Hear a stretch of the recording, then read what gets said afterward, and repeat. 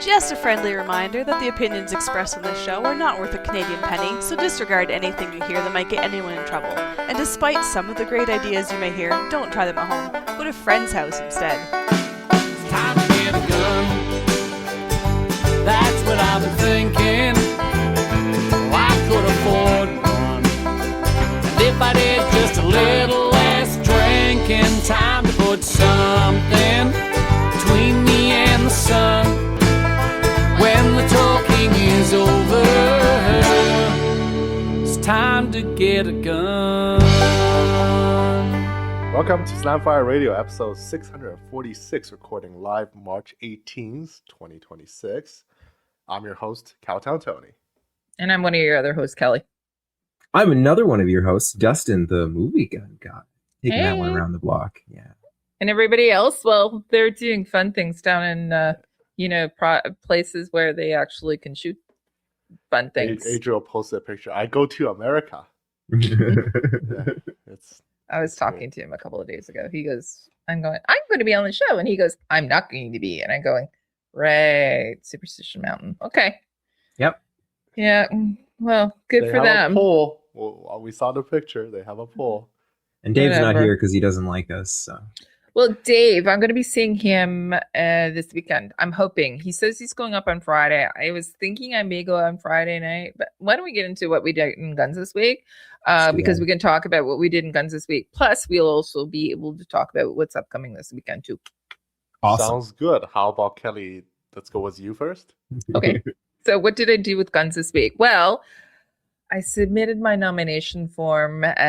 Well, somebody else nominated me, but I submitted it officially for the Ontario director for the CCFR. Not again? Yeah. What do you mean, not again? Do you have free time? No. No. Uh, But this is so I've been a director for 4 years now, right? So there's two positions that are available. So my position, which is a 2-year position, it's up for election as well as a 1 year because the person who it's offset every year, right? So Kelly Kincaid was the other Ontario director for the CCFR. However, last year her position was up for election and somebody else took that position. However, I keep saying however, they are no longer in that position. So his time slot or candidacy No was longer offset. No, it still will be offset. So it's a 1-year position. That's for that. So I'm assuming, whoever submits, let the race begin. I am going to start campaigning, soliciting, whatever, but I'm announcing it here on Slamfire Radio that I've officially submitted my biography, my nomination forms, as well as my picture. We're going to recycle the picture, but I put together a new biography. So I think it was pretty well done, if I don't say so myself. I spent a couple hours writing it last night. What else did I do? I didn't go shooting this weekend, which was weird, but I did have a conversation with one of my besties, Kelly Kincaid. She was working this weekend, and so I took her out for Lupper. That makes sense. Yeah. Lunch, supper, but we found our new favorite place here in Kingston. We wanted to go for coffee, and so all the coffee shops were closed. Weird. Or they were filled with students from Queens, and every single table was full. All the So we laptops.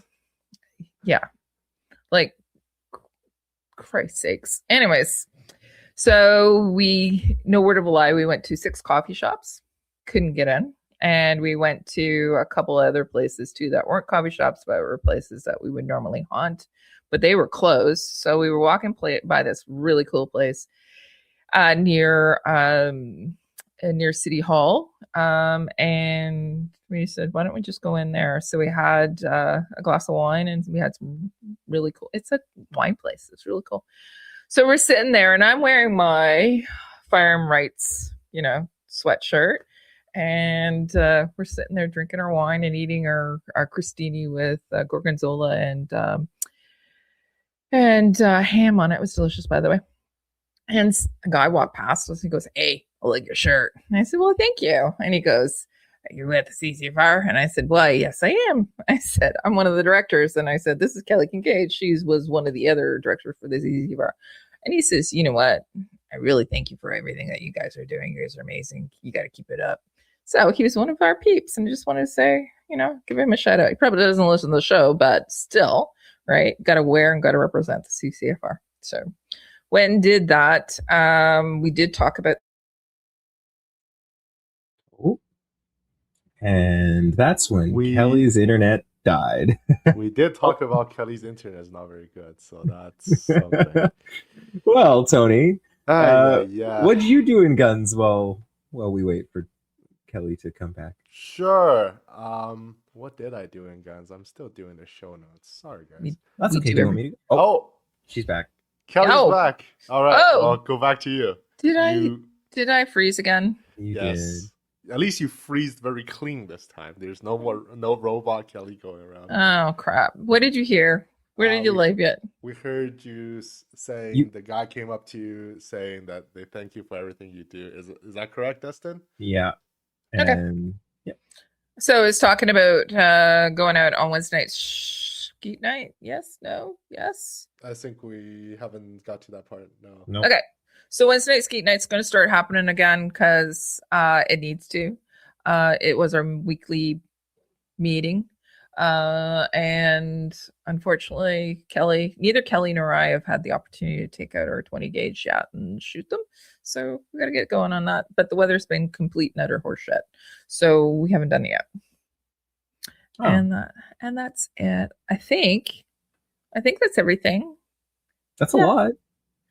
It's okay. It's a couple of things. Oh, and I had a couple of meetings too about, the whole, next 10 months of my life.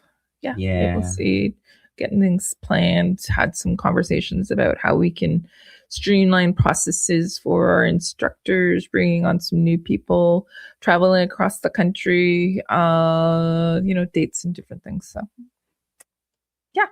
Cool. All right. So, Dustin, what about you? Or do we want to go to Tony? Because you have things that you want to bring up too. If Tony's ready, we can. All right. Sounds good. I bought a new rifle, but first I have to showcase. Do we showcase Canadian retailers? I guess I should showcase Canadian retailers. Why not? You support retailers here in Canada, because if not, they're dying. These guys look like a scam. Just saying. Dr. Deals, you guys don't take credit cards. It's kind of weird, but it's, I guess, small store. Dr. Deals out of New Brunswick, I believe. Dr. Deals. Yeah, Moncton, New Brunswick. Some small store somewhere. Adriel does have a Reddit post up in the time that he got a handgun from them, and he complained their transfer wasn't very fast. I didn't have that problem at all. I placed the order Saturday night. I think they confirmed it Sunday, and then they shipped it on Monday. So it wasn't too bad. It was a long way for the rifles to come here, but that's a separate issue. So yeah, just so you know, you have to pay by e-transfer, but they're actually a legit business. I found this is kind of. Did you get their guns? What is that? So I bought a AR sight adjustment tool with it, and they wrote me a little note. Can't find it, frowny face, and then my cash refund. So okay, is it going out of the person's garage or what? I actually don't know. Never. Dr. Deals. Mm-hmm. DOCTORS DEALS. Yep. Why don't I find them on social media? They have their website. Okay. But this is what I picked up. Oh, something came to you. Yeah, yes, they're not a scam. That's what I say. They look like a scam, but they're in fact not. So I thought I'll feature them here. This is a made in Canada, a Savage B22 FV, or the V model, depends on who you ask. It is a bolt action 22LR. Takes the Savage A and B series magazine. They're modern rimfire magazines. 21-inch barrel. This is not the exact version I want, because it has the long barrel, which seems a little much for for perhaps a 22, but it does have a fair heavyweight barrel, not threaded, so that's another points off of it.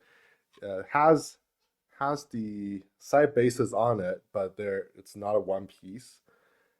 Generally, I prefer one piece just because that will make it easier for me to move my scopes around. But I'm guessing my Diamondback 6024 will probably live on this thing pretty much permanently at this point. Steel sling swivel studs, so no plastic. That's very good. You can put your sling or your bipod on it. And pretty basic plastic stock. Sounds basic. It has what I will call the medium tier Savage, not quite really parkerized, but matte finish. That's the same finish as I have on my 822 FVSR. And that gun has, except the trigger issue I've recently developed, I haven't shot it after that, so I don't really know if it's going to sort itself out or not. But that gun has treated me quite well, especially in the finish department. I believe the cheaper Savage rimfires would be like more of a shinier blue finish that doesn't wear as good, I want to say. And on my A22 at least, this finish has been quite weather resistant. And even if it's starting to show some orange, if I used to shoot that gun in the winter times a lot. If I didn't take it out of the case soon enough, sometimes you'll get a little orange, and if you oil it up, it will come right back. So that's very good. It's designed to be a rimfire, so the stroke is nice and short. Overall feels pretty good, looks pretty good, and it's really cheap. They are running a Savage often runs mailing rebates, but I'll share that in the new gun stuff part as well. So this is like sub $400, and I have a $50 rebate on top of that. So, and I have a lot of A22 magazines because I was shooting A22. Yeah. So, well, I'm on their website now. I found them. From a value perspective, it's really good. Believe it or not, this is probably the first rimfire 22 I'm gonna own semi-permanently. A friend of the show, Jason Phillip, did sell me one and Kelly saw I took that. I bought the B22G, which is the Woodstock, fancier, shinier version, at the CCFR AGM dinner in Calgary. Yeah. Jason Phelps sold you that? He did. It's a very exciting auction type situation. Oh, that's right. Yeah. So Okay, it was during the auction. Mm-hmm. Yeah. So I didn't hold on to that thing because that thing had iron sights, and I don't shoot a lot of iron sights gun. And it's just too, like, the wood is quite nice. I think it's just too nice for me to, like, you could have. I could have wrecked it very quickly. You could have bought options on it. Yeah, but yeah. You happy with that then? I haven't shot it yet. You haven't shot it yet. Why don't you take some time to shoot it, and then we'll re-review. How's that? Yeah. Sounds good. But overall feels pretty good for how cheap it is. So that's pretty cool. Doctor Deals. Yeah, so I went and had a check on, nothing on social media, but they do have a website. And yeah, they say they only do EMTs, but very secure, it says. EMTs are very secure. EMTs are not insecure. You just don't know who's on the other side. Exactly. Right. And they ship across the country very promptly, it says. Which is verified. Yes, it was pretty prompt. Okay. Anyway, it's in the post, so it is across the country. It's interesting. They have some stuff. I don't know if they even have a storefront. It was just kind of a I'm gonna look into that too. But it does sound like, it's a little proudly Canadian, that's for sure. Proudly East Coast. It's very East Coast feeling too. Been there, done that, lived there, spent most of my life there, so I can embrace that. So cool. Yeah. Doesn't have any contact information. I know. I don't know. What could possibly go wrong? What could possibly go wrong? I don't know what they like from maybe Adriel will be able to help us on the marketing things, but like I don't know, list their firearm license number or something to give someone some kind of a reassurance. I get, well, at least the internet is doing them justice, saying they're not a scam, in fact. But yeah, from Well, the East Coast, let's go to the West Coast. Dustin, Hey, yeah, it is.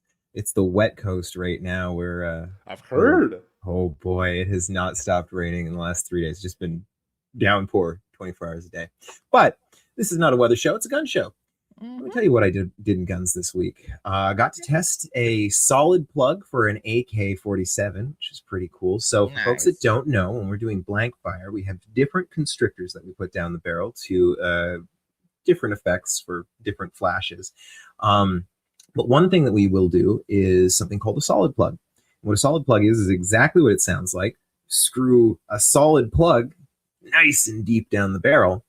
And then the blank that we use, barely a couple of grains of powder, just enough to cycle the action. In fact, so we were testing this for sound reasons, actually. So we were shooting it without ear pro. It was a lot like shooting a suppressor, actually. Like the noisiest bit was really the action cycling, and the cases ejecting into the roof and wall, because AK-47s love sending casings back to the mother country. But so that was pretty fun and kind of neat. You don't get to shoot guns without ear pro very often, but that was entertaining. You could. You're just You can. permanently damaging yourself. Wouldn't want to. Yeah. Got to do some on-set blank fire for a couple of days, which is always cool. One was in the studio and one was out in the miserable cold wind and rain. It was not a nice day. It was not a nice day. That's people ask, like, oh yeah, you're like, why you love being out on set? Or I'm like, no, being on set, it's fun for a little while, but it's hurry up and wait, and then when you're stuck outside and the weather's miserable, it's not fun. But it was still fun. The team that we work with, everybody's super cool. So, so this is fun. We got to do a non-gun build. So, we're training somebody for, again, I'll be careful because I can't talk too much about it, but training somebody to operate a lever gun. Mhm. But so that person wanted some practice with lever gun without our supervision. Now, then we get into limited situations. Can't give you a replica, that's prohibited. Can't give you a real gun, you don't have a license. So if you want to train without me, how do we get around this? So we built essentially a simulant, if you want to call it that, something with an 1894 lever and a stock. So basically the exact same angle and configuration that you get from a normal 1895 or 1894 lever gun.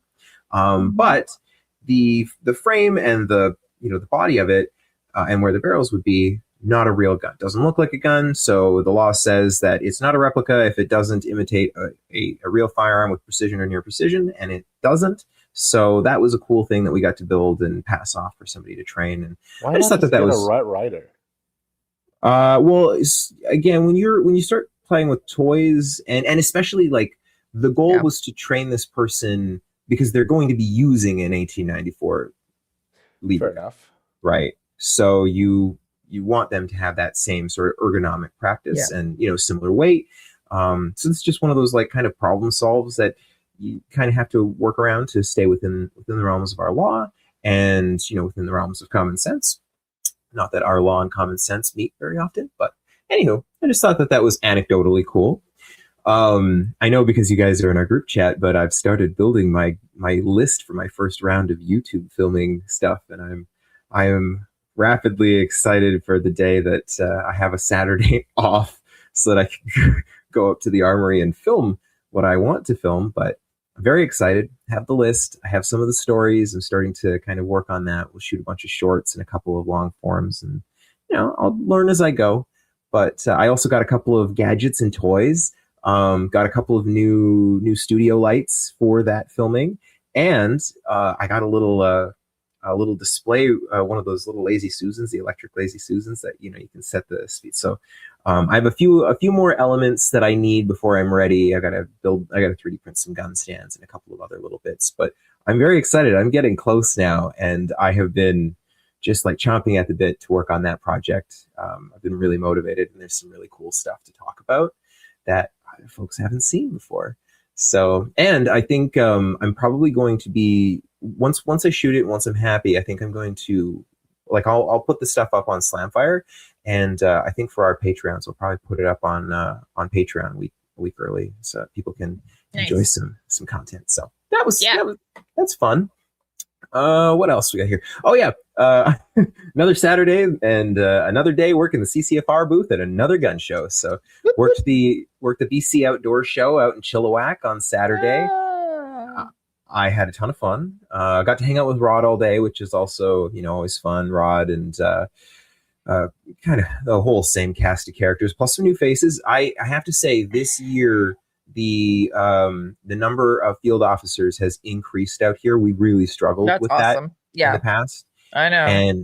And we've got some really awesome folks this year, which has been great. Cool. Yeah. I got to shoot I did the laser range thing again. I ran that most of the day. Again, I set the high score and I took down all challengers, every one of them. Nice. Yeah, including Rod. Okay. So I am going to challenge you, baby. What was your high score? Because this weekend I'm going to be hanging out with Rod and Tracy and everybody at the Toronto Sportsman Show, right? Yep. So, and we also have the Strike Force booth too. So what was your high score, please? Okay, my high score this week was 9.7. My high score last week was 9.9. So do with that what you will. 2 shows back to back on 2 weekends. Yeah, man. Yeah. I'm so tired. Wow. And then I've been doing about 70 hours a week at work. I cannot wait to sleep. I'm so tired. Oh, that's all good though. It's worth it. Honestly, it's so worth it. But yeah, let me know how you do, because Well, I will see what I can do, and then I might promptly forget that I did anything because maybe I won't rate you. Yeah, it'd be real convenient. No, I totally got 10 out of 10, and I forgot to take a picture before we hit reset. I did the rifle and I got somewhat, Okay. The other thing that I did in guns, I actually did today. Tell me about it. I had a meeting with my provincial MLA. Now I realize that some provinces they're called something different. They're MPPs or MPP, yeah. But here in BC they're called MLAs. Member of the Legislative Assembly. Here's the thing: my MLA is an NDP MLA, and her name is Janet Rutledge. I'm not gonna lie, I did not expect my meeting to go the way it went at all. She was remarkably receptive, both to my story, just about me, and my concerns over both the gun ban and right now, obviously the direction that I targeted for this meeting, because you only get about 30 minutes to talk with them. And I told her the whole reason, because she's like, I have heard nothing about this yet. And I'm like, that doesn't surprise me because you're provincial. Well, because she's NDP and they're provincial. True. And, those two things, even me, I haven't bothered with any of my MLAs. Why would I? What are they going to do? They're, the NDP has been in power here forever. They don't care. And, the province doesn't really have a whole lot of power to do much. I say that, but then you look at what Alberta and Saskatchewan has done. I was just going to say, look at what Saskatchewan did this week, right? So there is power with the provinces. There is. And NDP are also people who are now starting to vocalize support for gun owners here in Canada, particularly, the ban and how it's impacting lawful gun owners here in Canada. So talk about it. Yeah. So you're getting ahead of me, but you're okay. We're on the same. I'm still in your thunder. Wavelength. Yeah. No, it's all good. It's all good. I really did not expect as warm a reception as I got. It was entertaining because they surprised me near the end of it, and both herself and the assistant that she had were like, she was. What did I tell you? I actually grew up around guns and guns in the family. And I was like, this is interesting. And same with her assistant. They both had their own stories, but they were very receptive. And because I approached this from both a human perspective. So this is for anybody listening, if you're going to go out and do this, and I recommend do this, especially if you're in BC, especially right now, because if she hasn't heard from you, none of these MLAs have probably heard from people. And now's the time to do something about that. But do But more to the point, I approached this from a property rights angle, from exactly the angle that Saskatchewan has taken, right? So Right. because Saskatchewan is approaching this from a fairness for property lens, and that's the vector that the provinces can deal with it anyways. I was like, look, you guys, the property rights end at the province, right? Like that is your domain. Yes, the Fed can write whatever laws that they want, but it is your responsibility from a provincial perspective to make sure that my property rights are looked after, and if nothing else, the bare minimum, that I am fairly and completely made whole by anything like this, right? And then so I presented what Saskatchewan had done. I actually brought the form letter from the CCFR. I had one that I wrote to David Eby, our premier, and I brought a copy for her as well. And I was like, look, this puts it into words better, but this is what I am pushing for right now, what we should be pushing for, what I want you to help me with. And I didn't get a no. I actually got an offer to sponsor. She's offered to sponsor a lobby day at the provincial legislature at the end of summer, beginning of the fall. Now I know time-wise that's not great, but to approach this from, look, the reality is that the time it will take for them to wave their magic wand and actually do the thing, not long. They could solve this relatively quickly, right? If they wanted to, right? The CFO has that power. Tiny little adjustment to legislation, and they could easily accomplish the same thing Saskatchewan has done. Right. So while I am not positive about the timeline, just the fact that an NDP MLA is willing to not just give me the time of day, but help me by sponsoring a lobby day in our provincial legislature and kind of walk me through what I need to do, who I need to talk to, give me some steps as far as like who I should also organize to kind of bring with me. Hilariously, it was really fun watching her kind of tiptoe around, like, if you can bring people that don't look like the average gun owner. I was like, yeah, that won't be a problem. I'll bring the homos and the bright colored hair folk, because that's a lot of my gun community is that. Right. I'm like, that's not going to be hard. And I'm gonna reach out to Tracy and to Rod and just kind of get some pointers for some things along the way. So we do it every year here we do it in Ottawa, right? Yeah. So we do it at East Elgin.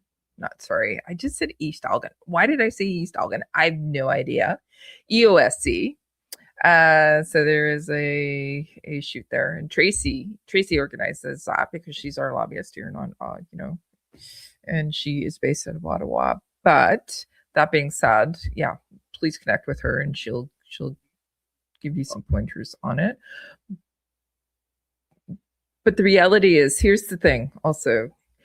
Look at the NDP, who were they originally? Let's go back. Oh, they're from my home province. They were born in Saskatchewan. Yeah, let's look at, I know. 80, 70 years ago.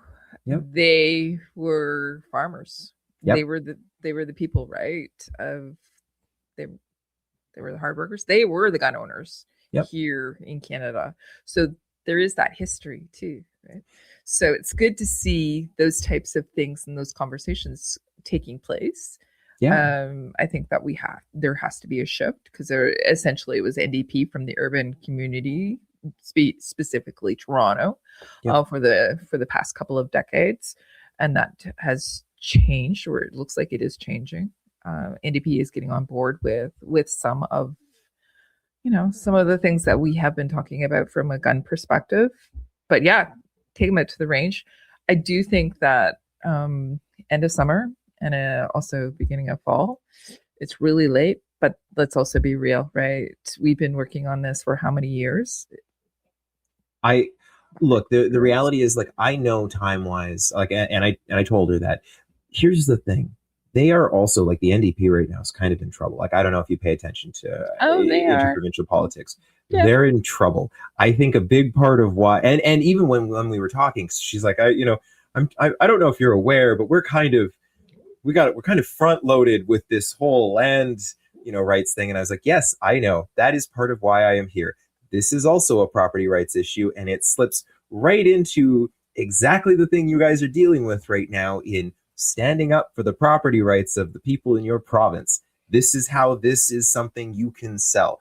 And she got that right away. Like she had dialed into, like, no, that's the vector that we sell this to, to the other MLAs, to the government this is a vector for them to look like they're standing up for property rights in a way that right now a lot of people don't feel like they're standing up for property rights at all.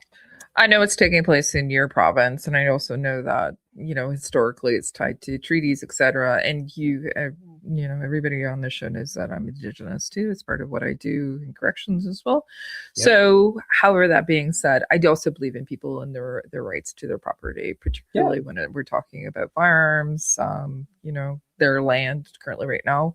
There's apparently a train that's going to go through the middle of my brother's 180 acres, right? That he's going to lose.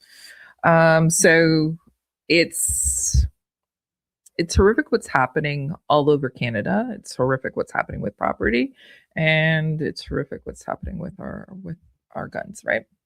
Yeah. Okay. So where do we go from here? So where I go from here, I mean, beyond, I have actually, I preemptively sent Tracy a message. I told her, I'm like, I know you guys are doing the TSS. Don't bother with this right now. But when you're done, if you can set aside a couple of hours for me to have a conversation with you, we'll do that. But I would like, before that day happens, whatever that lobby day looks like, I would really like to organize or be part of organizing some form of a larger demonstration to demand the province stand up for us.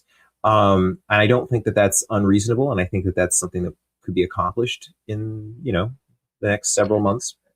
So have you talked to Tracy at all about that specifically? Because when I went out to Quebec a couple of weeks ago, when I traveled to Quebec a couple of weeks ago, so the rally that took place in Quebec City, we did talk about specifically other rallies that will be taking place across this wonderful country of ours. So we announced when Tracy and Sophie was on the show a couple of weeks ago that there would be one in Halifax. There's going to be one that's going to be taking place in Winnipeg after all the snow, right?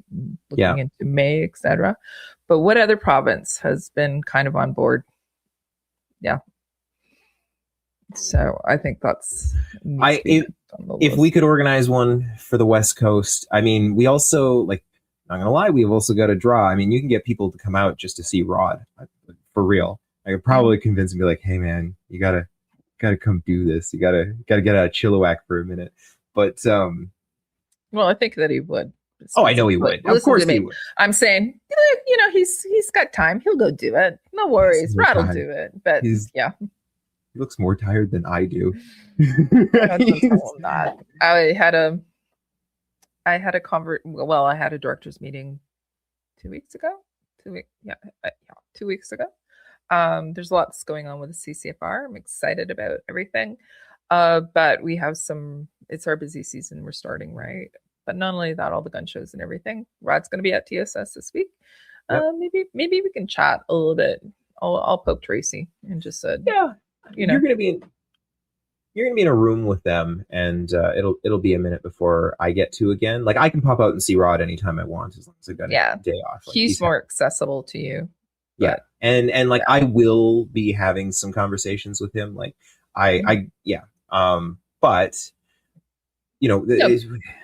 that's so good for you. Thank you. The other thing is, I think that there's people that are listening or will be listening or viewing. They can also do what you just did, right? I can't stress that enough. Like, if I have one thing to say right now, if you are in a province that isn't Saskatchewan, let's just say that. If you're in a province that isn't Saskatchewan, you should be talking to whoever your MPP is or your MLA, whatever they call themselves. I don't care if they're part of the government, not part of the government. Now is the time. Seems like there's some level of or flavor of tolerance for this, even in Ontario. I'm sure that's going to be in our news, but Doug. Well, Doug, Let's Well, talk about that in a few minutes. we Are we? can. I just really think that, you know, we're it's the 11th hour, where the clock is ticking down for real now. And yeah, the federal government can change that date anytime they want, but our provincial governments, we've seen, can take a step to protect us. And for now, what we should be doing is demanding that they do. Like, there's been lots of talk, lots of, you know, oh, we're not going to take part in this. I say we demand the same level of protections and respect. And that was, look, when I talked to Janet, I really did approach this from a human angle. I'm feeling kind of run down. Right, I told her that. I'm like, look, we've been taking L after L after L, and I am exhausted, being literally chased out of the country. I've had one of my businesses destroyed, and another one I'm not even thinking about starting here. It's going to be in another country, and that is because of this exclusively. And I'm not alone, and we are not alone. There's lots of us, and there's no good reason why people, for one. Sorry, I just saw this here, Derek. Here, I'm just gonna, yeah, Derek. You know, this letter writing campaign. Everybody should be doing this. So the CCFR on their homepage, they've got the premier letter writing campaign. Folks, if you're listening or you're watching, go do your form letter right now. Don't just email one. Do a snail mail one. Like that is effectual. It was actually something that Janet had mentioned. She's like, no, letter writing campaigns, we pay attention to those. Send them to your MLAs as well. Yeah. Like, get a group of people. They do actually respond to those things when. Do you know why they respond? Well, when you get a lot of voters who are sending you letters, you kind of want to pay attention. So one of the reasons that they say that they respond is for everyone that they get, they know that there's actually another 100 of their constituents that haven't sent the letter but are thinking the same way.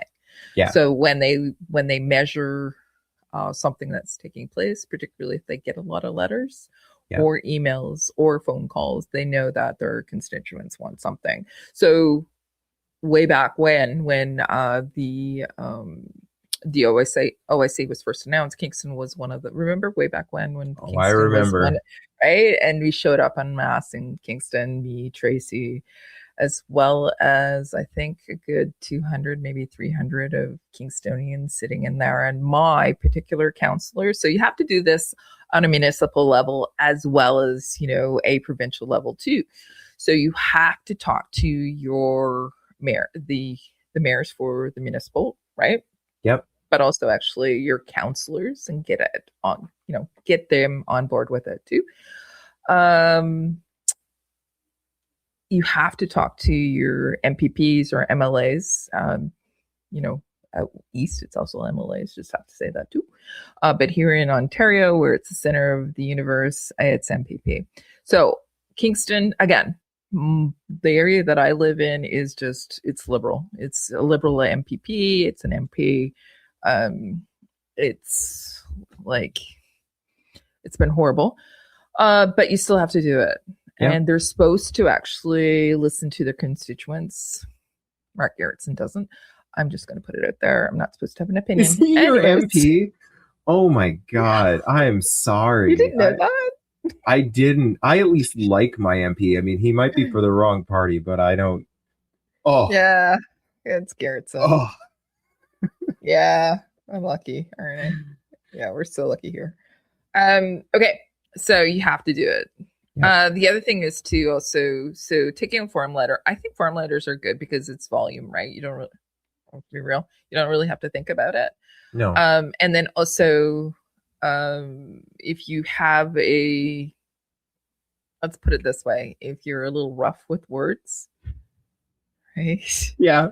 It's helpful. However, that being said, if you have a personal story, something that's attached to it, the impacts on how it's going to personally affect you, and not being disrespectful in your letter or anything, write a personal letter, something that's more than the form letter. So the CCFR, we have on our website, we have that form letter, and we have all this information.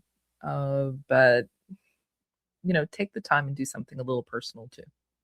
Oh, 100%. Like my form letter, I took that as the outline, And there's a whole paragraph about me on like a personal level, both how this has affected me from a personal level to a professional level, like because those are things, right? And even in my conversation with my MLA, like I approached it from an I am a person.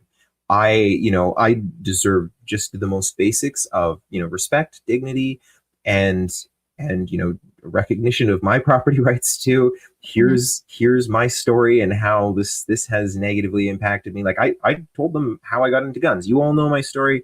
She got to know my story, and that made such a huge difference. You could see it. I wish I could have had a camera on her face. It's a thing. People need to, and right now, like I realize, up until now, I've ignored my provincial. Like I've been all federal. Find me a federal MP in the Lower Mainland that doesn't know who I am, and that's not the case for the MLAs. And okay, that's a mistake on my part, but gonna rectify that right meow. Yeah. Listen here, meow. Meow. I have to say this right now. What we're seeing on Slam Bay Radio is not the normal stereotypical, like your MLA saying, bring me people that aren't your stereotypical. But the reality is gun ownership in Canada is not stereotypical anymore. No, it's really not. And that I did try to impart that too on her. And like this whole idea, like we have as a community been painted with an America brush for a very long time. And that just is not the Canadian firearm ownership reality. Neither in how we approach them or who we are as a collective group, right? And that's why, like I told her, I was like, it will not be a challenge for me to bring a bunch of gun owners who are affected by this that do not look like your average straight white male. That will not be hard. Do that with my eyes closed. And because we are so varied, right? Yeah. And I don't know. I think, especially like provincially here, they're in trouble. So they're interested in anything to kind of take some of that heat off. And it's a great time. Like I will also be scheduling some appointments with the potential conservative people that are running for the conservative MLAs. I'm going to be having conversations. You believe that is going to happen as well. But I think everybody needs to do the same. If you're listening right now, talk to your MLA. I know that it can feel pointless. I can promise you I wasn't looking forward to doing it today. I been punched in the face enough times, but I was pleasantly surprised. I mean, we'll see where things go. I realize that time is running out, but it's not going to hurt. Yeah, it's not going to hurt. Nope. No. So, well done. I just have to say that. Oh, thank you. Well done, Dustin. I was thinking about you today. Aww. And I was thinking about, I get to see the other Kelly. True, I am the other Kelly. The other Kelly. Way back when. Way back when. Way back when. Wait, what? I was Kelly. On a show one night. I wasn't able to make it way back when. And I said, the other Kelly's coming on. And it was a surprise. Yeah. And it was Dustin. It was me.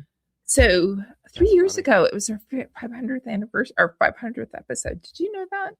Wow. Yeah, 3 years ago. 3 years. Oh wow. Wow. Our 500th. That came up in my timeline today. It was part of the whole reminiscing piece. See, now you have to stick around for episode 1000. I hope you know that. Oh God. You know what I missed? What? I missed the anniversary this year. You did. I wasn't. Because I wasn't, I silenced our chat because you guys are. You don't like us. It's okay. You know how many times I get a ding, ding, ding throughout the day? You guys are chatty Cathy. So, and that's why I also miss Dave and his getting his first year ever, because chatty Cathy's over here. Literally 300 messages in a day. I said, you guys need to just be quiet for a little bit. So I silenced you. So I missed it. And I'm going, oh, crap. But, it's a good show. So I will stick around for 1,000. You better. I know. I better. I have to. I missed you guys so much. So I'm honoring my promise to each and every one of you that I will try to make it on the show more often. But just as an FYI, I just talked to Tony before you came on, and as well as before we started the go live button. I'm changing jobs again. So I think I may actually my work-life balance that I was trying to restore is no longer happening again. Yeah, exactly. That's why you signed up for the Ontario director again. Yes, that's perfect. That makes sense. Yeah. Perfect. Yeah, you don't like having free time or sleep. You should come work in film. You'd be great for it. I would love it. I would love it. I'll come out sometime. Okay. For real. Come, For real. You need to come visit for like more than an afternoon so I get to actually hang out with you. So I was kind of chatting with Rick a little bit about, I need to go to BC and spend a little bit of Is time it up cross there. country time again? It is. It's Yeah, cross quarantine time. Come for a visit. If you need a place to stay, we have spare rooms.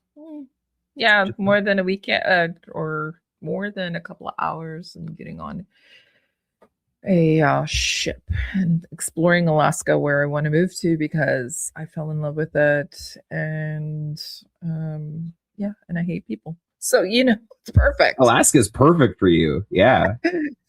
If you live anywhere near the ocean, the weather isn't even that horrible. Honestly. It's not. It was very nice. It was like 15 to 20 degrees and 0 rain. I heard that wasn't really the thing. No. But I would also expect a lot of rain, but I wouldn't expect it to be like crazy cold near the coast. it was beautiful. They said it very nice, temperate temperatures. Yeah. And I also enjoyed almost 24 hours of sunlight when I was there. See, I don't love that. The vampire in me. Okay, is enough kind of about me and my against that. travels. Yeah, that's all right. That's all right. Because it's a gun show, I will mention that I'm the exact opposite. I think we got a delay now too. But because this is a gun show, I will say that Alaska also no carry permits. It's constitutional carry state, so you can just enjoy carrying whatever you darn well like. Yeah. Oh no, they let felons carry guns there just for safety reasons, which is wild. Well, it's because of safety, because there's because of the wild wildlife. animals there. Yeah. Yeah. Sounds like you got to break out your blunderbuss. All right, let's go to upcoming events. That's technically not a firearm in the States. Nope. HG firearm training. We have the master out this week, so no PAL this week, but there is planned for April 11th and 12th double-header PAL only, no RPALs. So if you're waiting for Adriel to do a RPAL, like how I was long time ago, you will have to catch the train that's not running as often, just so you know. 3-gun matches, 3gun.ca. HG changed how he is running RPALs, so he is doing like once per 3 months kind of thing. Okay. Yeah. I didn't know the analogy between a train, though. It's only coming around once every 3 months. Yeah, it's like not running as much of a. It's not a regular. Okay. 3-gun matches are coming up in Edmonton area, April 4th at Shore Park and 11th at Chaz. I guess Adriel's going to miss one of them. Mm-hmm. Project Maple Seed, I see April 26th, Lone Butte. Lone Butte, yeah. Lone Butte. So it's happening in BC. Darren Ostapowicz is going to be the shoot boss for that. Super excited about that. But we have events that are going to be taking place that we are across the whole entire country. We now have shoot bosses that are engaging with those places where you go and shoot guns, ranges. Yeah. And so our calendar will. What do you mean, not Ontario streets? I saw that's the perfect place for it. Yeah, right. Mm-hmm. No. Yeah. So go and visit the website, go into the events page, go and talk to your club executive if you want to Maple Seed. Send an email to info@mapleseedrifleman.com, and I will forward it to the appropriate shoot boss or proper provincial coordinator. I will be personally offended if you come out to do a Maple Seed in BC and don't give me like prior warnings so that I can be there. I'm just saying, I'll be upset. I will let you know. I will let you know far ahead. And so let us know about that. So Dave, just as an FYI, myself and Dave will, as I was kind of talking about it, but then I got off track because, ADHD. But anyways, Dave and I will be at the Toronto Sportsman Show. Dave's going to be at the ORA. ORA booth. I'm going to be at the CCFR booth, as well as maybe at Strikeman. I don't know if I'll be at both. I'll be at one of them anyways. Come out and see us. Say hi to us too if you do see us. CCFR Gunny Girls will be there. By the way, you can go and get a calendar for a reduced rate. $15, and they'll even sign it for you. We're just going to blast out all the leftovers that we have that were in the store. So come and say hi. And yeah. That's awesome. I wish I was going. I really do. I wish you were coming. You should be going to TACCOM. Yeah. So TACCOM's happening again. Yeah, you need to come out for that because, historically TACCOM was in April. It was right after TSS, and then it changed to the day. It's always September. Well, maybe I'm just because I'm a latecomer anyway. That's way back. Way back. Way back. It was initially the first two were in April, so right after Toronto Sportsman Show, and then it changed to September, and it was the week after Labor Day, and that's the same week that we had some other events taking place, and I had already committed and prioritized those. So I stopped going to TACCOM because, so the Meaford Long Range Steel Challenge, I always volunteered for that. One, because there was not as many volunteers, and two, you got to see some really cool shooting out on a tank pad out for a long distance, and you got to see beautiful rifles and beautiful shooting. It was, Now it no longer happens. So I'll go back to TACCOM now. We can do it. We'll see where things are at. I am learning with this show that the schedule is not so much a schedule as just a list of things that we might do. Maybe like I've discovered that. Show. Maybe we'll go to TACCOM. Maybe we'll go to TSS. Maybe you're coming, Shot. You better come to Shot with us. So I have to formulate what I'm doing each year, right? Because I only have so much annual leave. I used to take it all and travel across the country with Project Mapleseed. But now, I'm doing things like going to, Alaska. And this year I'm going to go to Europe for 2 weeks. And, and I got to do a whole bunch of other things too. But I am also prioritizing my weekends. So every weekend I have from now until the end of the year, I'm doing something, whether it's with the CCFR, whether it's Gunny Girls in the calendar, whether it's with Mapleseed, whether it's with, the events like TACCOM or TSS or whatever. So SHOT Show is in January next year. And funny enough, I think this upcoming year, this anniversary, I get 1 more week of annual leave with work. See, no, this would be perfect because you're going to run yourself into the ground this year. I'm going to run myself into the ground this year. So we can be at SHOT Show exhausted together. So we qualify in so many levels for SHOT Show. I know. Media as well as industry. Come on, we should go. Just you wait. But I am really driven with this YouTube thing this year. Like I am, if I don't have people handing us machine guns next year by the time we get off the plane, I'll be disappointed. Like, yeah. Hello, SHOT Show. It's Dustin. He's coming. Hand me a shotgun or exactly. a machine gun. Machine shotgun. That was the most shotgun. Fun. Yeah. Was it the most? It was. It was pretty fun, Tony. Come on, it was a suppressed short barrel magazine. I'm trying to think which one I liked the most. No, I don't know.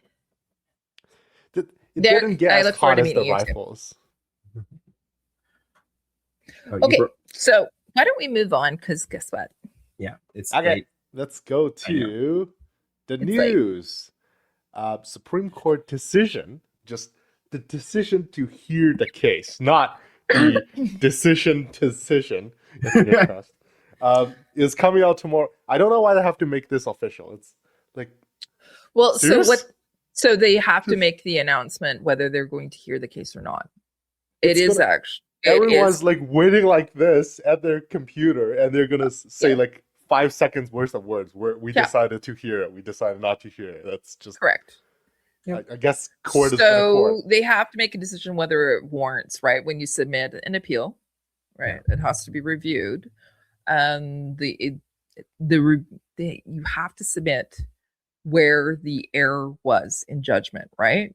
And the Supreme Court of Canada will say, we think this has merit, and therefore we will hear the case, or we don't think that it has merit, and therefore we've made the decision that we won't hear the case. Yeah. I'm going to be surprised if they don't hear the case. I'm trying not to get my hopes up. I'm trying not to get my hopes up either, because the Supreme Court of Canada will do things that sometimes we don't expect. The Supreme Court of Canada is the Supreme Court of Justin Trudeau, which is why I'm not getting my heart. Yeah.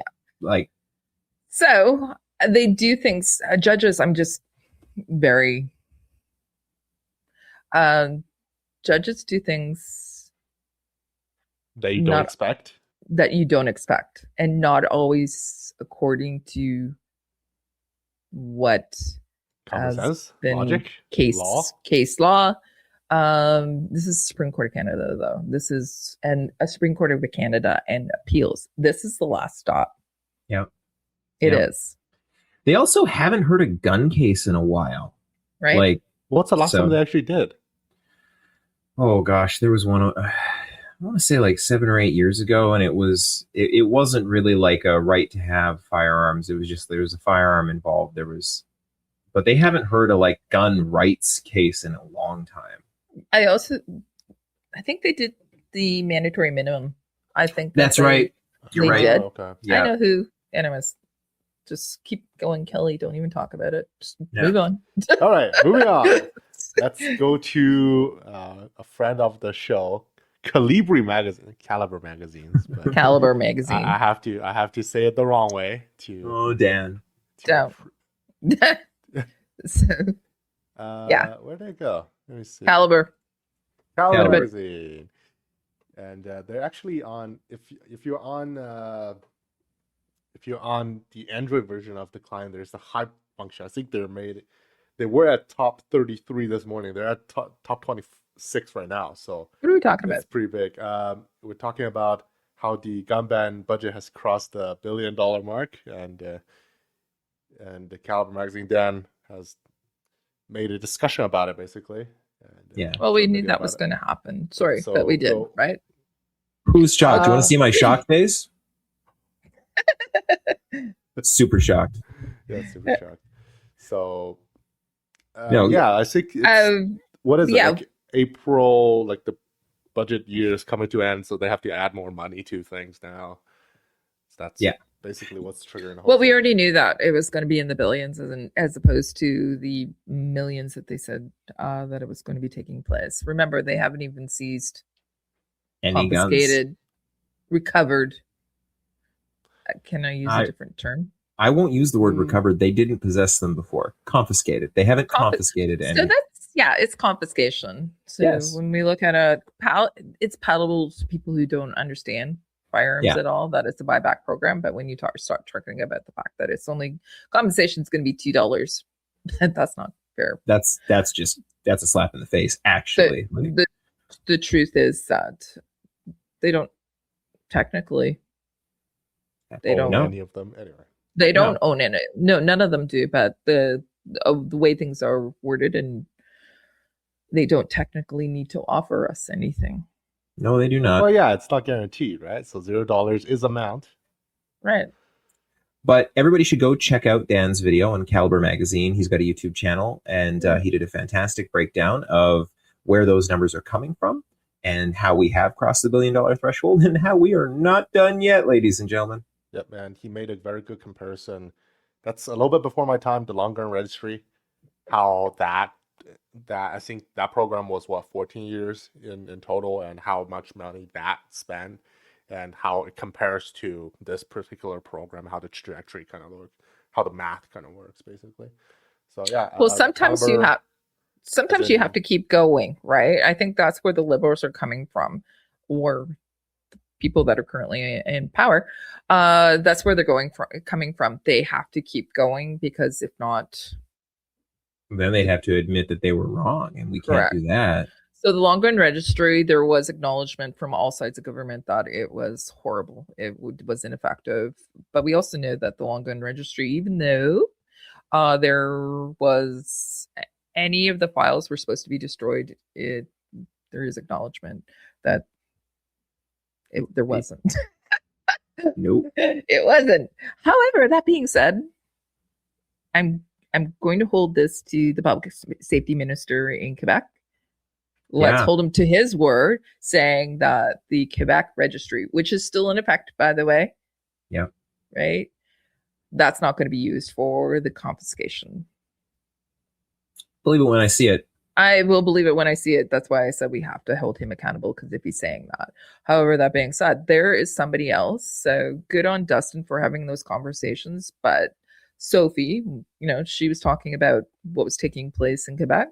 She did the exact same thing. She started talking to people who maybe didn't really understand or know about specific provincial Quebec, right? Quebec sees itself, it's its own nation, really. But that being said, from a provincial level, she had conversations with the public safety minister, and he had no idea about anything. So ordinary Canadians making a difference, going and talking to their provincial MLAs, MPPs, right? Yep. Same thing. Same thing. I'm inspired. Hopefully other people are too. It was part of my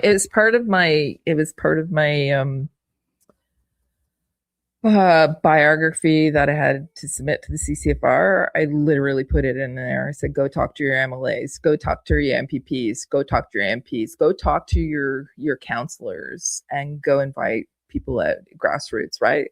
One person is just a drop in the bucket, but many people are, part of an ocean and also a movement and do make a difference. So everybody taking part in this will make a change. We have to. Yep. Okay. The tide is turning. What's next, Tony? Yep. Back on track. Tony. All right. The next one is from Runkle. Oh yeah. I love Ian.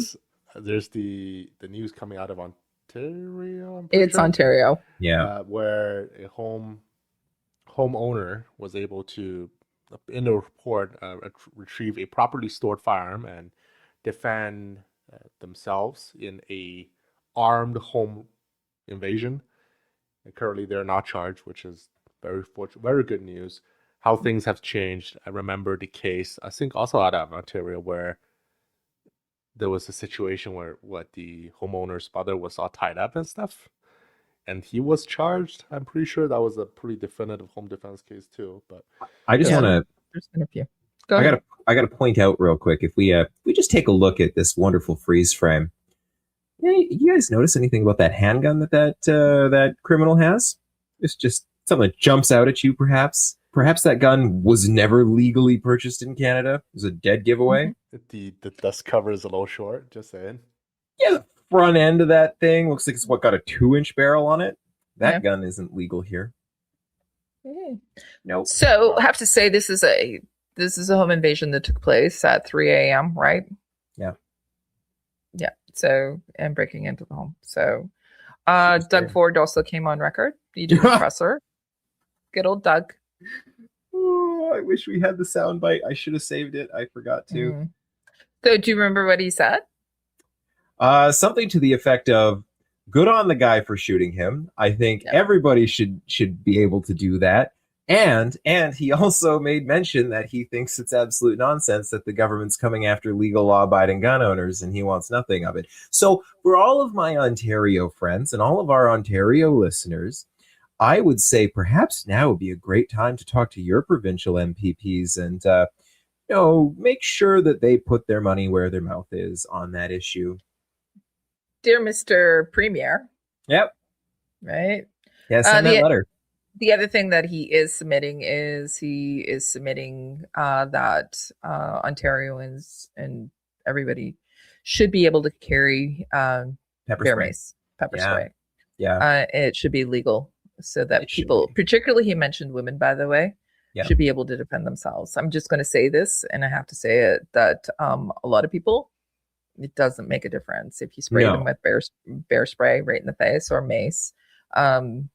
It just Baby pisses steps. people off. But it Baby is baby steps. steps. But it means that people should have the right to protect themselves, and people should be able to protect themselves in their homes. What they were talking about was specifically people should be feeling safe in their homes. There was some questions by the press stating, like, for example, there was questions where, well, how does the person that's the homeowner, what if a person breaks into, like, there was hypothetical, right? Somebody breaks into your home and maybe they were unarmed, right? And then you shoot them. So, the homeowner, why? Maybe just don't break into other people's Yeah. homes. So How the, about that? the response was, you shouldn't be breaking into the home, and also the homeowner doesn't know that, right? There Yeah. was a nefarious an intent with breaking into the home and the home invasion, etc.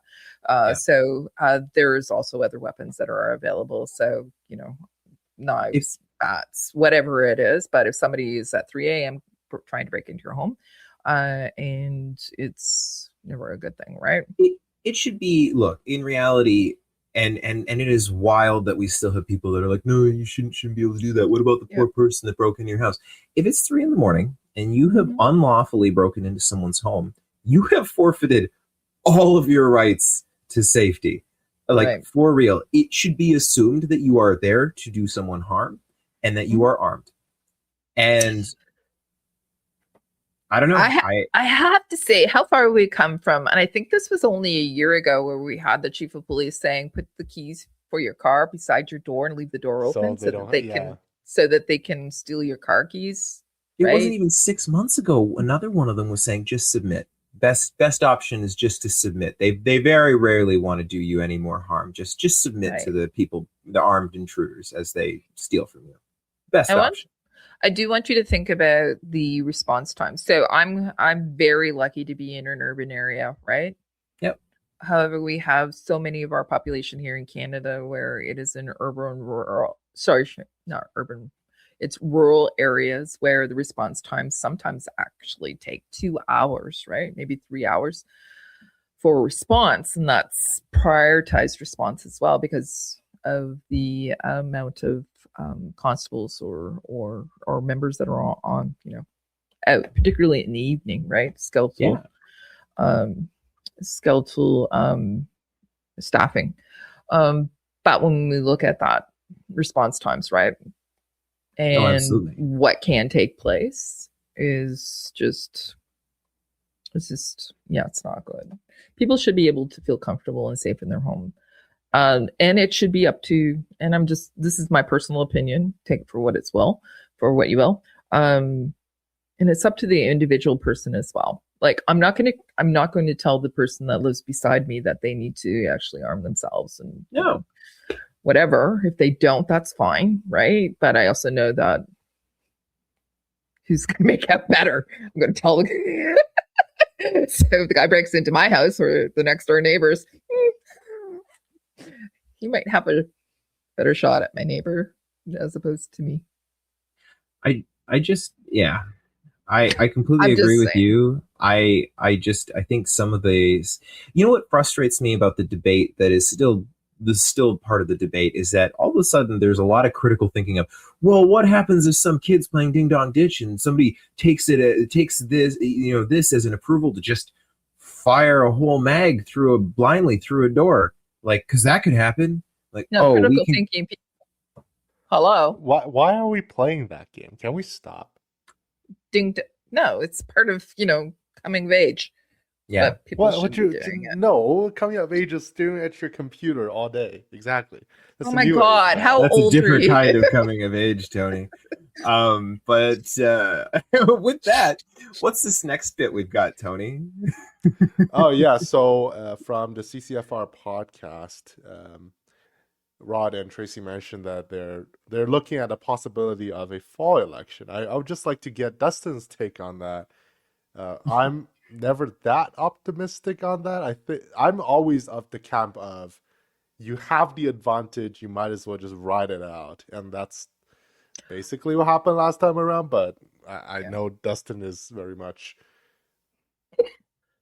pro-election. I don't know Tony, how I'll say your If you asked position me on 2 this. weeks ago, I would have said, yeah, you know what, there probably, and I'm not Dustin, but if you asked me 2 weeks ago if there was going to be a fall election, I would have said, yeah. However, there's been some floor crossing lately. All right. Everybody Yeah, want to go. take a seat in the political corner for just a sec? Okay. Here's Yeah. my hot take. It is still certainly possible. Now, then It the is. reasons, there's good reason. Now Carney, yes, may have secured himself a very, very shaky majority. Very, very, very small majority.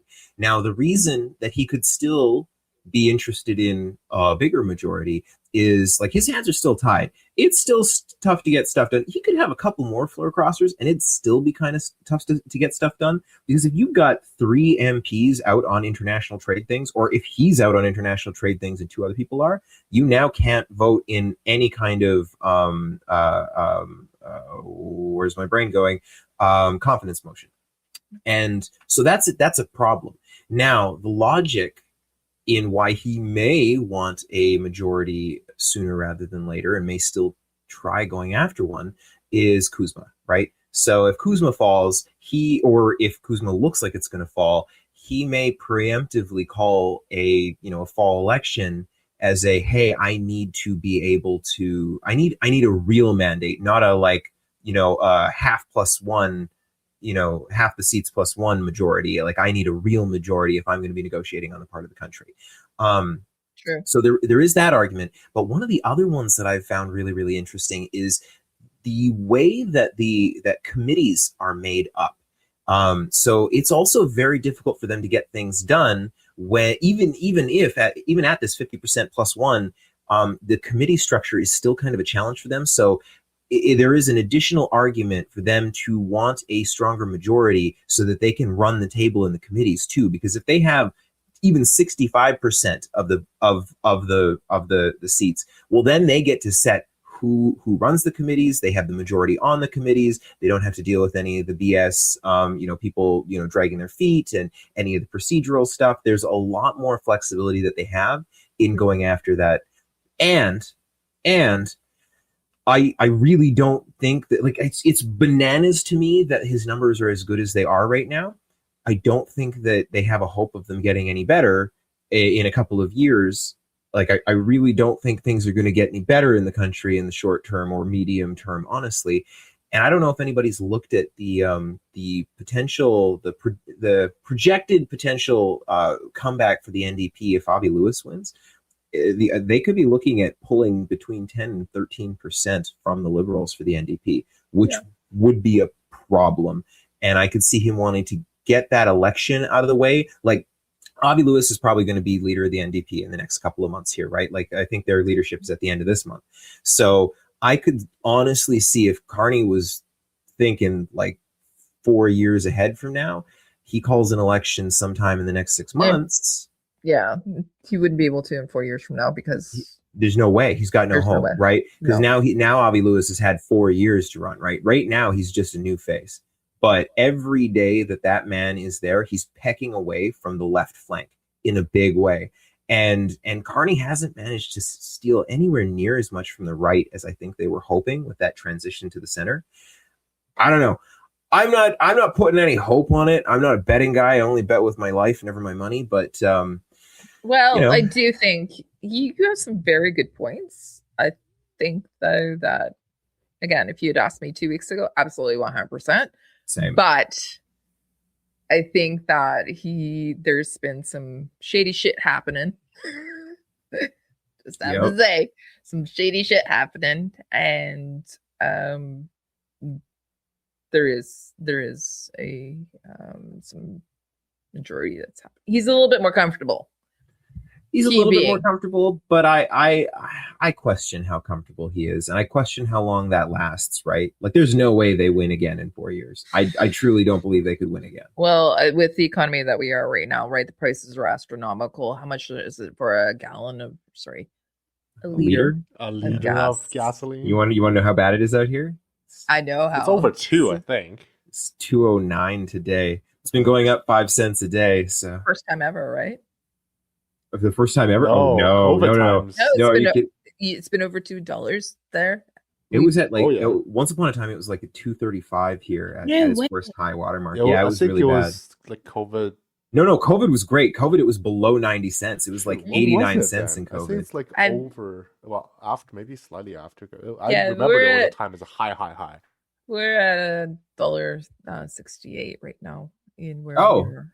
$1.68 I was loving. That was the price of gas when I moved to No. British Columbia. No, I'm not that's even horrible. kidding. For us, it's horrible. That was literally the price of gas when I moved here 15 years ago. Yeah, no. But also, again, how many? We're a gun show, but how many Sorry. jobs have been lost this past month? Right? Pierre did Rogan today.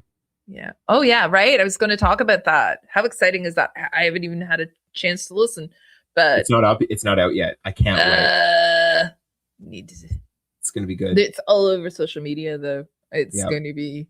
It's gonna be a thing. It's going to be huge. Yeah. And I want to see Okay. what that looks like. Sorry, I know this is a gun show. One more thing. But- I really want to see what the politics look like or what the polls look like 3 weeks from now. That's Okay, what I want. let's Anyway. do that. I don't But know. the I other- don't have much. But I do have involvement one in thing all to say about the social media post between him and Joe Rogan, right? Yep. I've stood beside Pierre and I'm taller than him. Look at the picture of him and Joe Rogan. I'm going, how tall is Joe Rogan? Like seriously? Rogan's tiny. He's like 5'4" or something like that. He's like not very tall at all. Yeah, no. Yeah. I'm taller than Pierre. Yeah. Right? Yeah. So, okay. 3 Okay. weeks. Let's regroup in 3 weeks and see what happens. Deal. Okay, but also, yeah, 3 weeks. Let's regroup. in Yeah, we'll 3 follow weeks. up in 3 weeks. But if they call a fall election, you know when they have to do it. You do know that, right? Wait, when do they have to do it? They Oh, because have they have to do it before the budget, don't they? Yeah, they With do. budget, and they have to do it also before they break for the summer. Oh, interesting. Why? Why do they have to do it before they break for the summer? Uh-huh. Because they have to give so many days notice for. And they'd be shut down for a couple of because the summer shutdown. That's like Correct. 3 months where they have to go on vacation. Correct. Yeah, Can they prorogue before that? that's Trudeau era. We don't prorogue in Carney's government, not yet. Not yet. He hasn't showed up in the Could. Epstein files enough. Okay, let's move Okay. on. Moving on. Too much Okay, moving politics. on. Too much New politics. gun stuff. Let's look at gun stuff. Gun stuff. Gun stuff. Gun stuff. Remember when I said I was only going to be on for an hour? That was just a horse shit. We're almost done, I promise. Almost done. Almost done. The main topic is political. All right. New gun stuff. First, I don't know. I think Adriel put this in. This is the page for PR Precision out of Whitecourt, Alberta. They have some pretty interesting things, including a mini chassis for the Tika T3 folding type. Have a standard AR MSR grip on it. I don't think it's beaver tail, no. Looks pretty interesting for a hunting option. They also have different bottom metals that may or may not let you take a different magazine. These look standard magazine, but they have bigger trigger guards on them. I really prefer the old style Remington 700 like squared trigger guard instead of the more modern kind of shotgun teardrop kind of thing. You're an old school dude, aren't you? really is. Sometimes, right? You are. My 1911. I don't, why do it have to be round? I guess it doesn't snag on a lot of things. They have Well, interesting muzzle brakes. yeah. Custom. And by the custom way, you're bolt not knobs. you're not taking this hunting, so Why not? because you're not. Why is he not taking you hunting? I wouldn't take that hunting. Oh, taking that hunting? God, no Yeah. way. That's You were talking about taking this hunting. I'm going, why the hell are you taking this hunting? Like don't take this? this hunting. no. Why not? No. Oh, Tony, you and I got to talk. I don't get it. Anyway. You're hilarious, man. All right, what else we got going on? It's Second- gorgeous. It It is is pretty. gorgeous. I want it, but it ain't going hunting with me. No. By the way, how much is it? That's the The other reason mini why. chassis itself is $1,050. That's Yep. why I don't take it hunting, Tony. Yeah. My hunting you gun gotta use cost it. me $700, and that might have been too much for a gun that I beat up the way I do. You're gonna use it. You might as well use it well. I mentioned about the Savage rebates, and these all apply to Canada. So you can have a Renegade shotgun. I haven't heard a lot of them around here. I think that's a semi-auto too. There's Renegade Stevens shotgun? Mhm. 555, or this is kind of the big one. You can have smaller $25 off if you have a Model 64 Rascal, a 93 R17 93, or a Mark II, or $50 if you buy A series or B series. So A22, B22, the A17s, the 22 mags. I think all of them made in Canada, so that's pretty cool. They're all Also, made in Canada, and they're all made here in Ontario. So come out and see me. It's only an hour and a half from my place. Come over. We can do dinner. That's pretty cool. I'll come out in the when the weather's nice. Yeah. So they do arrange tours at the Oh, that's Savage awesome. plant. So you can go and do it. We've had I can't remember his name all of a sudden. We've had him on the show before. Really good guy, by the way. And they've also Yeah, I remember sponsored. we have Savage reps on the show. So Yeah. that was cool. No, the CEO. Cool. Yeah, Awesome. so they've also sponsored Project Maple Seed. They provided us with a bunch of rascals. It was awesome. Nice. Really good Rascals? people. What? Yes. Rascals are great. Yeah, for the They're kids. single shots though. Yeah, they're great Yes. for kids. Well, One well, shot. You don't When have to we worry. we used I guess you don't want to run away. what? So no, I said you probably don't want a kid to run away on a 22 semi-auto. I guess fair enough. Bolt action works good. All right, going to Bass Pro. They have the Elk now in stock. So if you want to buy one, you can get to touch it probably beforehand and decide. I'm surprised it's actually a melanite finish. I think they still accept AR mags. Yeah, it still accepts AR mags. What's the price on it? 1,500? 1449. Yeah, so Okay, 1,500. And for any of our listeners, please remember that we do in fact have a Cabela's Bass Pro link that you can use.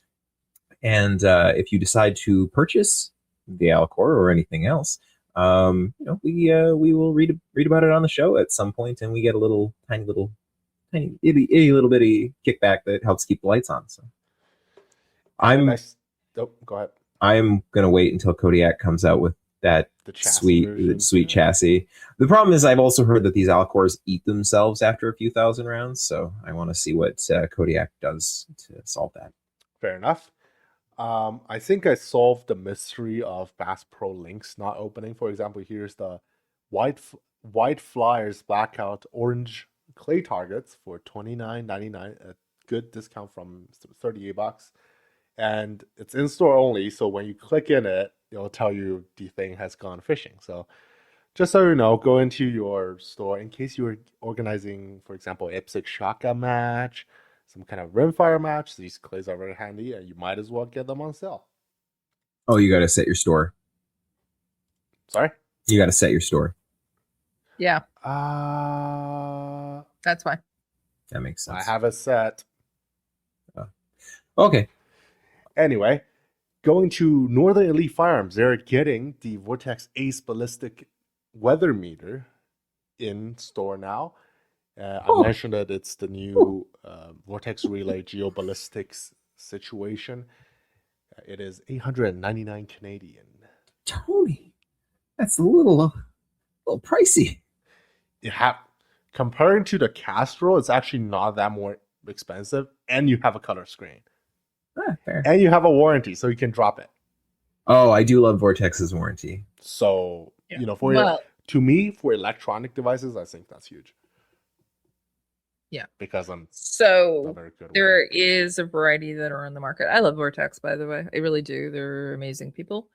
And a company, and I'd like to try it out. I also think Kestrels are amazing, but I also understand how my people from many centuries ago looking at wind and saying, nah, we use computers now. You know what happens when computers fail? You get a new one. No, you have to go back to the basics. Learn how to do wind readings. Okay. Okay. Moving on. We're going. Calgary Shooting Center is bringing some high-end stuff in here, and they have a post that I need to find. Maybe not today, but I mentioned at IWA, the SHOT Show of Europe, there was the RS3 Walther straight pull bullpup gun. I think they're bringing those in. The MSRP are set, I believe, around 5,000 Canadian. I think the base model is 4. So just go check out their CGN and their store, theshootingcenter.com, and they have some pretty cool stuff. This one is the Pattersoli Jackal 44, so it's like a spiritual successor to the Colt Lightning, where interesting history about it is basically Winchester had the gentleman's agreement to produce lever guns. Colt's like, how about we produce a pump gun instead? So they had a pump action companion rifle, and $2,450. It's pretty expensive, but it's pretty cool. It's pretty cool. Pump action 44 side gate, so it's like a lever gun, but it's a pump gun. I mean, it's cool. I have $2,500. It's not $2,500 cool. Yeah, perhaps. And then last but not least, looks like I've overstocked on large rifle primers because the prices are even coming down even more, which is kind of surprising to me. Rangeview Sports have their Winchester large rifle primers for $137 for 1,000. That's a great price for large rifle. The only thing is Rangeview charges quite a bit for shipping, so you want to check that before you make your purchase. And that will be all of the new gun stuff for this week. Cool. Well, we already had our main topic. Oh, Tony, you're muted. Yeah. Sorry, we had our main discussion, so we'll move on to listener feedback. I think I have Eddie's homework right here. Let me go find that real quick. Good old Eddie. I don't think we have an email this week, though. Nice. All right, 3 homework from Eddie. Tony, Ballastall smells better than Hoppy's number 9. He's right. I would... He's right. You're wrong. He's right. Don't argue with him. I would disagree because at work, where my work environment is filled with a lot of heavy-duty industrial-grade cleaners, so it just is. I got used to that. Ballastall, I don't think it smells bad. It triggers me to want to sneeze. That's all. Is that CJ headstem brass you are reloading from Spen Nork 223 ammo? I believe it is 223. I believe it is Nork, but I live my life on the edge and I shoot a lot of range pickup brass, so I don't know where it's from. I've heard they're softer than most brass, but reloads well. I don't know. Usually for my 223 firing schedule, I collect the brass once, and the second time around they fly out when I'm shooting a stage and I'm not collecting them anymore. So it's just the feeling was a little weird on the bottom of the stroke. It doesn't seem to quite have a full stop on it. And in comparison to, for example, I actually sized some 308 and 450 this weekend, and those feel normal. That's how I'm going to put it. Eddie again, about owning guns for self-protection, I've found many Canadians' attitude are so backwards, as Adriel brought up. They're fine if guns are used to protect politicians, bringing up having armed security in our schools, and they balk. I like to throw them a curveball by asking, our children are our future and one of society's most valuable resources. Do you value our politicians' life over that of our children's? I also add that there was a liaison office at my high school, and yes, he was armed. Nothing bad ever came from that officer present. Have anyone filed an ATIP on who are on those liberal gun policy committees? It's gonna say, here's the start of the document, black, black, black, black, black, black, black. Yeah, we're not allowed to know. So what is he asking for? Is he asking for who the people are that are on the committee that make the recommendations? I'm guessing that is correct. So you don't need an ATIP for that. So it is published. I thought they had concealed who those people were for. No, I thought they said they had previously made it public. So let me just go and Google it. Might be able to check that out.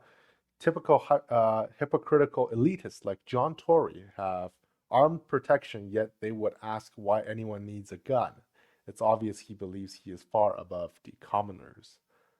Well, that's they all that it's yeah, it's the way it's been forever, right? Rules for thee, not for me. Right. And I'm going to tell you this. Most Canadians, not most. Okay. Yeah, most Canadians, they don't really give a shit. They don't care. They also think that, yep, you know what? Our politicians, they need people around them to protect them. Security, armed security, they're just going to say that's what it is, right? Most do. They don't care. They don't care.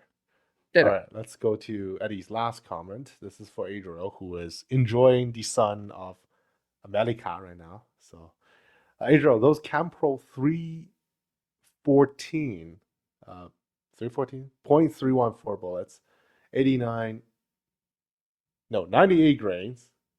HBWC bullets are not for the Nagant revolver. They're used for 7.62 by 38 millimeter rimmed, which have round flat nose 308 bullets. Okay, the 314 hollow base wad cutter is for ISF centerfire pistols and 32 Smith & Wesson long, seated almost flush to the case mouth. I've not heard good reviews of those plated hollow base wad cutter Campro bullets, and prefer the Lapua fancy 98 grains lead. Oh, Lapua has a lead bullet. Okay, lead hollow base wad cutters. That is interesting. Eddie, if you can educate me in a future comment, how do you load wad cutters? Like, the whole idea of seating the whole thing into the case, like, how do you crimp it? The whole idea is kind of insane. I know they're a thing, like, manufactured that way, and they're a pain in the ass to load because they're square trying to go into the cylinder. But it's I guess I'm not into like Olympic shooting like how Eddie does a lot of things, so I don't have any knowledge on it. But it is interesting to know that you actually do these yourself and you prefer the lead. I can see how you prefer the lead because I've heard you don't want to like crack the plating, and I can see if you're like scraping the bullet all the way into the case mouth, it will be quite a bit of force. I don't know. That's a discussion for another day. Indeed. Okay. We'd like to thank our supporters on Patreon. If you'd like to support us, you can find us on Patreon. And if you'd like to send us an email, you can email the show at slamfireradio@gmail.com. If you want, as Dustin has mentioned, if you want to buy something from Bass Pro Canada or Brownells, you can find our affiliate link to these two stores on the side of slamfireradio.com's website. By using these links, you'll be supporting the show, and we'll talk about your purchase anonymously, semi-annually. Do we have any shout-outs? I want to shout out Craig. You know who you are. You're awesome. Yeah. Derek's been commenting on our show a lot tonight, so we'll see him this weekend. He's our new regional field officer for Southwestern Ontario. Just have to say, we did a lot of shout outs to CCFR tonight. Just saying, good job. Yeah. Awesome. I'll give a shout out to Dan at Calibri Magazine. His what's the opposite of favorite? His most hated way of pronouncing his channel's name. Go check him out. And to Ronco, who made the video about the home defense shooting in Canada. So go check out their YouTube channel, and in the video section you will see their videos featured on our stream. All right, join our Discord server, watch us on Facebook, YouTube, and Twitch. Join the CCFR, and we'll see you next week. Later. Be nice to each other out there, you guys. So if you have any comments or questions for the show, please send an email to slamfireradio@gmail.com. Now go grab a gun and shoot something. When the talking is over, it's time to get a gun.